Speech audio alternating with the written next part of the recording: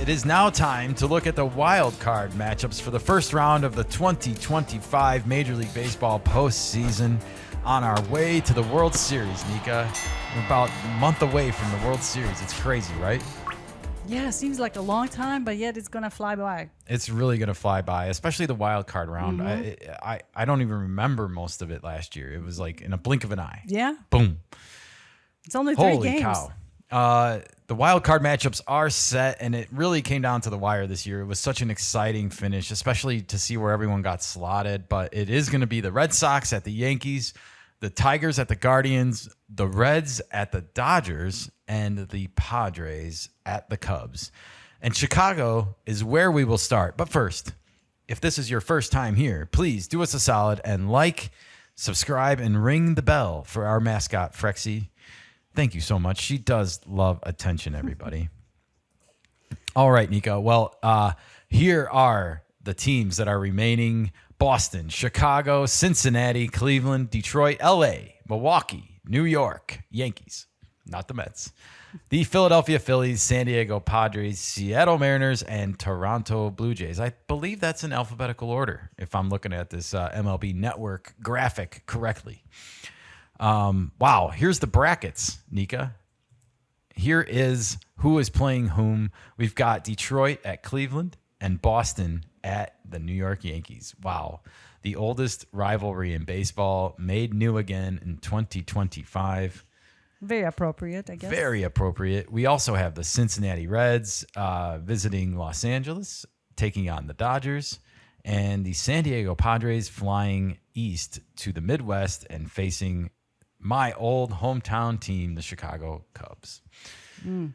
And yes, now, just in case you needed a refresher, here is the last time each of these 12 teams won the World Series. And as you can see right here on the bottom, we have 3 teams that have never won that are viable right now. So I guess that means there's a 25% chance that the team who hoists the trophy at the end of the season this year will have been a team that has never won the World Series before. And as much as I am a Cubs fan from my childhood, this is what I'm rooting for, is one of these 3 teams to take home the title first.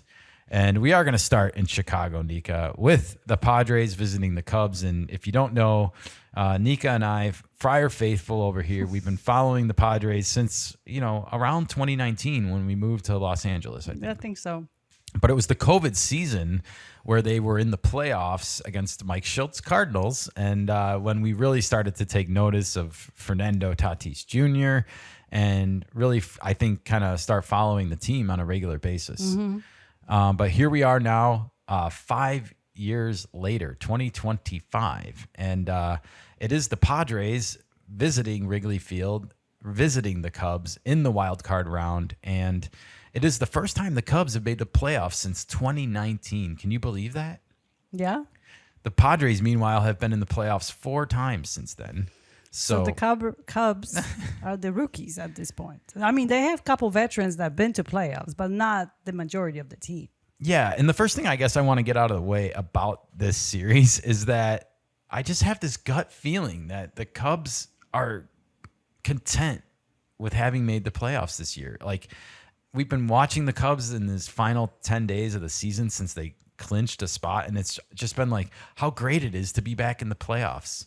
And that's it. But you don't hear anything about, like, we're going to win the World Series this year. I didn't hear a lot of that out of their mouths, and that bothers me. I didn't hear a lot of it at the trade deadline either. Like, I didn't feel like the Cubs pushed all in at the trading deadline like I would have liked to have seen them do. I would have liked to have seen them add a Zach Gallen or a Dylan Cease or and a Eugenio Suarez. I know, but they didn't. Bat. They didn't want to get divorced from their prospects. I know, and I think that they will regret that personally. Potentially, sure. All right. Well, let's get some stuff out of the way here. The Cubs clinched home field advantage in this series on Saturday. It had not been decided yet. The Padres and Cubs both winning on Friday. The magic number was 2 for the Cubs Friday. They win, so they get 1 shaved off. Then they win again on Saturday, locking it up. But the Padres didn't lose this weekend, so it's a good thing the Cubs were able to win these games. I was concerned because the Cardinals, I just didn't think they would give a shit. But I came to find out later that the Cardinals got told by their team management that they are going to be going into rebuild mode. And Nolan Arenado, Sonny Gray, and Wilson Contreras are all expected to request trades in the offseason. They checked out. If you're a Cubs fan, you probably love hearing that the Cardinals are going into rebuild mode because, I mean, they're your arch rival, your arch nemesis. And, hey, who knows? Maybe the Cubs will need like a bat like Wilson Contreras in the future. Again? Who knows? He had his best years there. I know. He's had a little bit of an anger problem, I feel like, since he's been on the Cardinals. It's the red. It might be the red. Get this guy into some blues again, Maybe. huh? Cool him off. No, seriously. That's might have played a role in this weekend's festivities on the north side of Chicago with the Cardinals kind of, in my opinion, just phoning it in. I had them pegged for a better series against the Cubs here, so that was bad on me. Bad prediction. Well, we didn't know what went behind the closed door that they are rebuilding. Yeah. The starters. Nevertheless, all right. Ramon Laureano and the Padres are dealing with a bit of a sad situation here. He broke his index finger over the weekend. He is out for the wild card round. Just devastating news for the Padres. He's one of their best hitters against left-handed pitching. More on that in a second. Also, Elias Diaz now battling an injury, and Martin Maldonado has rejoined the Padres in Chicago as of this morning. No decision has been made if he will be added to the roster or not, because I don't think they've made a decision on Diaz's injury yet. Crazy times if you're a Padres fan. I want to remind you, though, Martin Maldonado did hit a home run at Wrigley Field this year, so not all hope is lost, folks. Yeah, but now they're limping to this game. It feels that way, but the Cubs are also dealing with their own injuries because Cade Horton, who has by far been the best pitcher on the Cubs in the second half of the season, he's out. He has a rib fracture. He's out. He's out, and he's at least out for this round. Yep. No word on if he's going to be healed, and I have a hard time believing that. Meanwhile, Kyle Tucker's got an injury he's been dealing with in his calf, and he's only been back now just for 3 games over the weekend. And so that's all the prep that he's had in virtually this entire month to get ready for the postseason run. Well, we see what we get. Meanwhile, some positives for the Padres. Fernando Tatis Jr. and Jackson Merrill are both heating up at, I think, about the right time you want to see them heating up.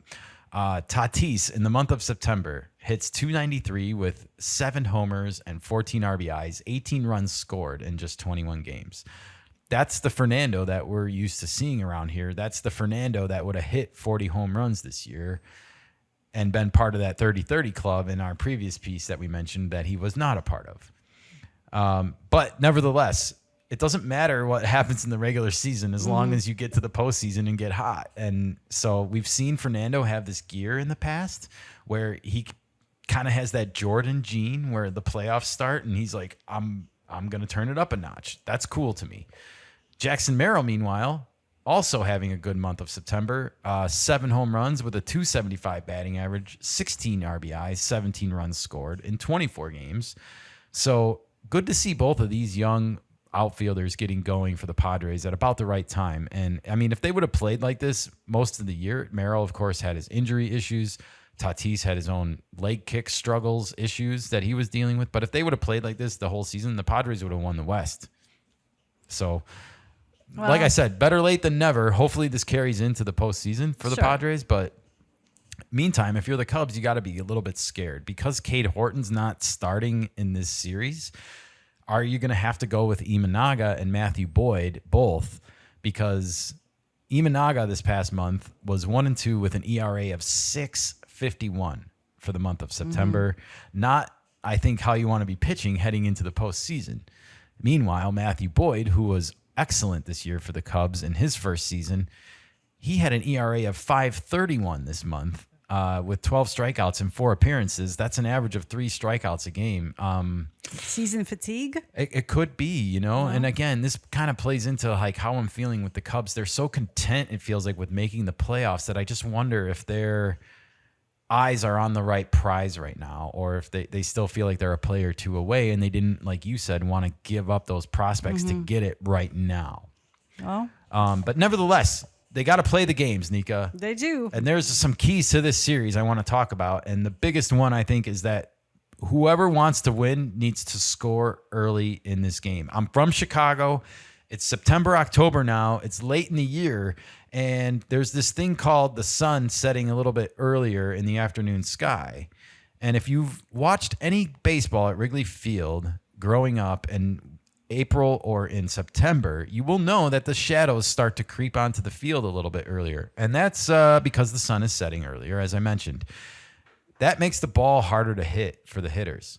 When they're in the shadow and the pitcher's in the light, it creates this contrast where it can be difficult to pick up the ball and more importantly, the spin that you're getting from the pitcher. So I feel like whoever scores early in these games is going to have the upper edge. Okay. Nika, it's time to make a boy. prediction for this series. Do you think that the Padres packed an extra long suitcase and are planning on staying in the Midwest and going straight from Chicago to Milwaukee for round 2? Or do you think the Cubs will be driving up I-90 on a bus to the former Miller Park? I'm taking the Padres on this one. You are. How many games is it going to go? 2-1. 2-1. All right. Well, I'm still hesitant on the second game where Cease is going to be pitching. So. we've heard Dylan Cease might be starting game 2. It's to be decided. I am going to go with the Padres as well. I'm so sorry, Mom. Nothing personal. I'm actually going to take the Padres to sweep.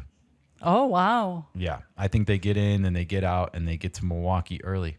And we wait and see where we go from there. Sorry, Cubs fans. This is not personal. And if the Cubs do wind up winning this series, which they are capable of, my allegiances will switch to my hometown childhood team, the Cubs. But right now I'm taking the Padres because they've never won. And because, like I said, I don't think the Cubs did enough at the trading deadline to make me think that they really want it right now. Yeah. And I'm with you on that as one. much as that makes me sad too, a little bit, it's just a reason to root for the Padres. AJ Preller is not afraid to push his chips all in year after year after year to try and bring a parade to San Diego. I hope he does it. All right. Well, we got some more matchups to talk about. It is the Reds getting in the playoffs over the Mets yesterday in game 162. And what an exciting time they had celebrating in the Milwaukee clubhouse, Nika. Pouring that Dom Perignon champagne, Ellie De La Cruz lighting up that stogie. Yep. Puff, puff, baby.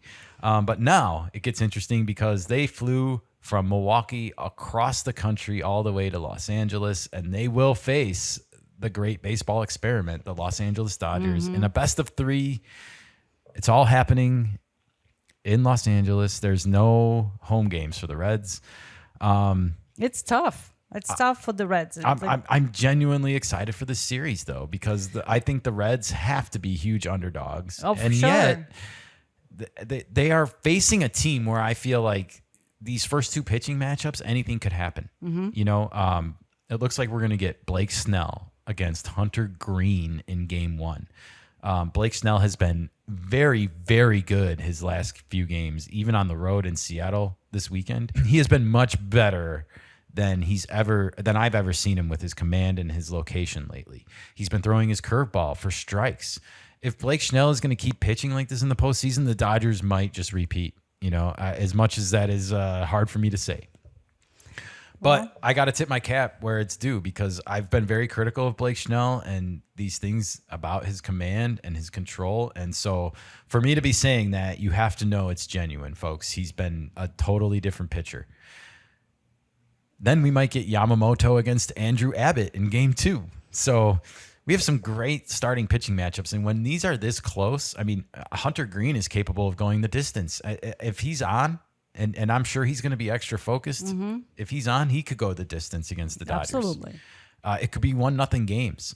These It could could both be be just low-scoring games.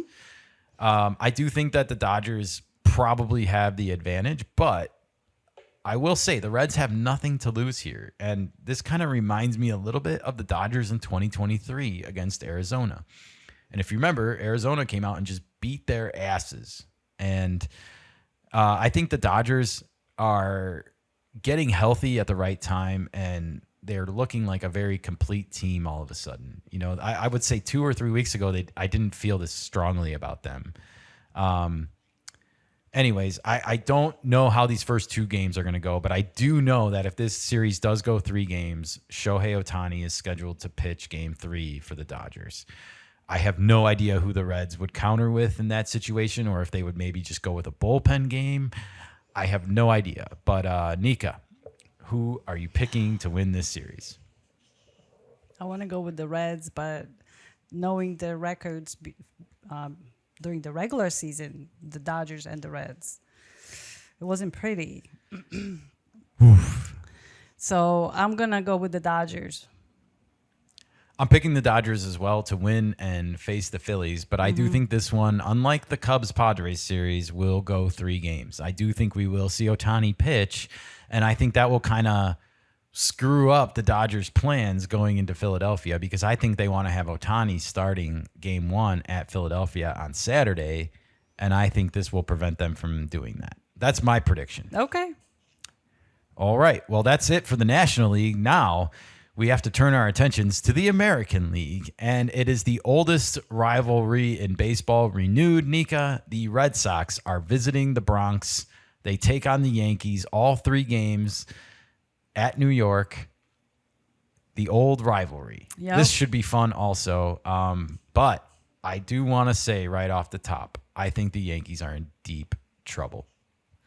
I know that they have the better record, and I know that they have home field advantage, but they do not have Garrett Crochet. They do not. And that's the pitcher they're going to be facing in the game 1. It is the pitcher that they're going to be facing in game 1. And, you know, in these best of 3 series, if you win game 1, I think you get a decided advantage, you know, going forward, because obviously you don't have as much pressure on game 2, but You still want to win it, so you don't go to the game 3. you do. But nevertheless, I want to remind people that this is also going to be the Yankees facing a Garrett Crochet without any more handcuffs on him. There's going to be no more like pitch counts. There's going to be no more of this. It's going to be like, are you still pitching good? Okay, you can keep going. If it's 120, I don't give a shit anymore. Yeah. And you know, Red Sox will go that route. They will. They're not it's afraid to strategy go. above all. You know, no feelings. We don't Yep. care about your feelings. We just Nope. want to win, and that's Alex Cora for you. That's Alex Cora. That's right. So yeah. Meanwhile, Aaron Judge, while he has all these great regular season accolades, he has 58 games played in his postseason career, Nika, and he only has a batting average of .205 lifetime in the postseason. 16 home runs in 58 games. So a little over a quarter of his games, but not close to a third of his games. 34 RBIs, 37 runs scored. So, yeah, I think the Yankees' success depends on their MVP candidate, How is he against? Judge. How is he against Garrett Crochet?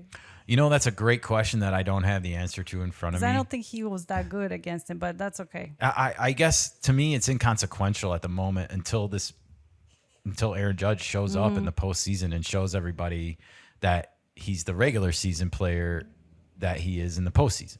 Sure. You know, that's what I think people just want to see in general that are fans of the game. You know, that's what I want to see. I want to see Aaron Judge perform well. Absolutely. But I can't help but notice that he hasn't. And, you know, So different beast. And you put that up against Garrett Crochet.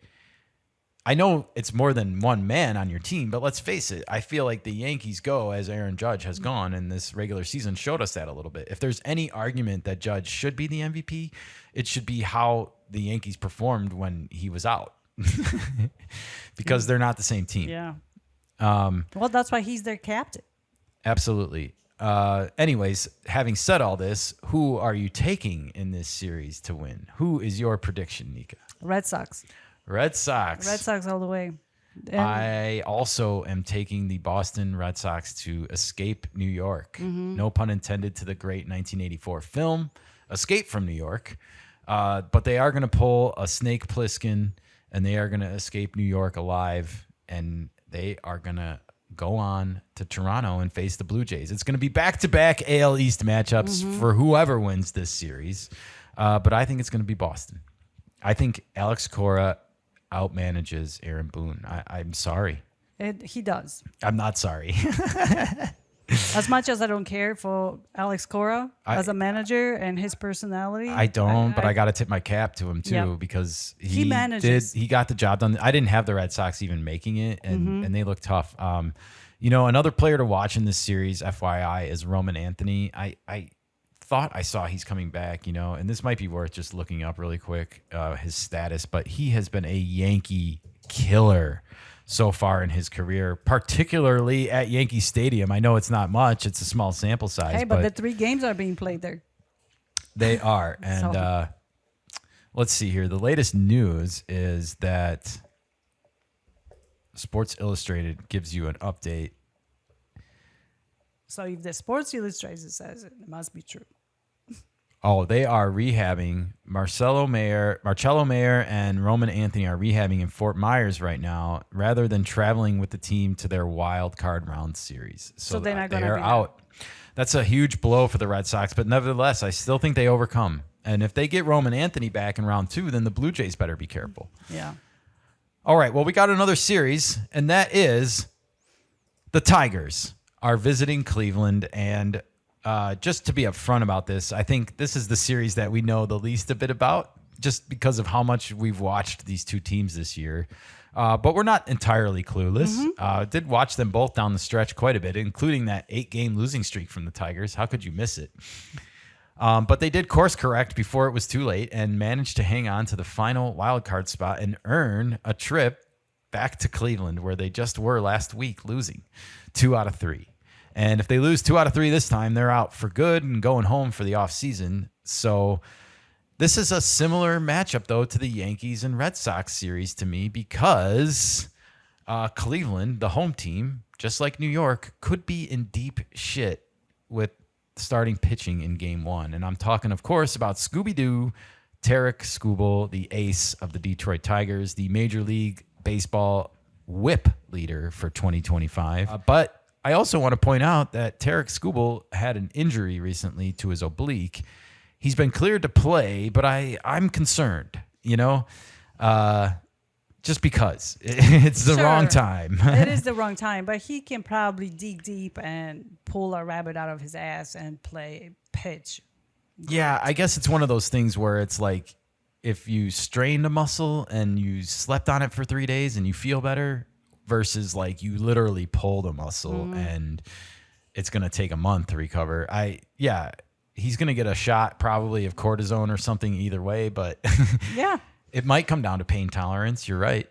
We'll have to see what he decides to do. And obviously any of those decisions could affect, his ability to start next season on time and things like that. I want to remind you guys, like, he won 18 games last year. So he pitched a lot last year as well. And they don't make them like they used to, Nika. At the same time, our guy, Jose Ramirez, as I like to call him, he was monumental down the stretch for the Guardians. Only 4 home runs in September, but a .287 batting average, 29 hits in 27 games. So you get 17 runs batted in and 19 runs scored. He willed his team to victory, the Cleveland Guardians, it seems like, down the stretch. And at the same time, Detroit just slumped so hard, losing those 8 in a row right before they, again, like I said, were able to course correct. But Nika, having said all this, who do you think comes out on top of this series and moves on to a cross-country matchup with the Seattle Mariners? It might be the Guardians. Yeah, I think we get some 1997 vibes, I believe, or 1995 when the Mariners played the Guardians, or the Indians at the time, in the playoffs. That was a team with Albert Bell and Manny Ramirez on it, if you remember, folks. That's Seattle's playoff history for you. Yeah, it's kind of funny that a lot of the same teams are alive for the Mariners that were alive in 95. I'm talking about the Yankees. I'm talking about Cleveland. It just works out that way. History likes to repeat itself. Oh, it does. It does. I am also taking Cleveland, though, to win this series. I just think Detroit stumbled a little too much down the stretch and are a little too discombobulated. But anything can happen in a 3-game series. And that Tarek Skubal start is going to be probably the thing that decides it all in this series, I would guess. Yeah, live or die by the game. All right. Those are our wild card predictions for this year. Let us know who you are taking in the comments below, and we will see who is right and who is wrong on Friday when we will be back here again to do this all again for the baseball divisional round matchups heading into the weekend. Damn, Nika, the wild card round just flies by so fast.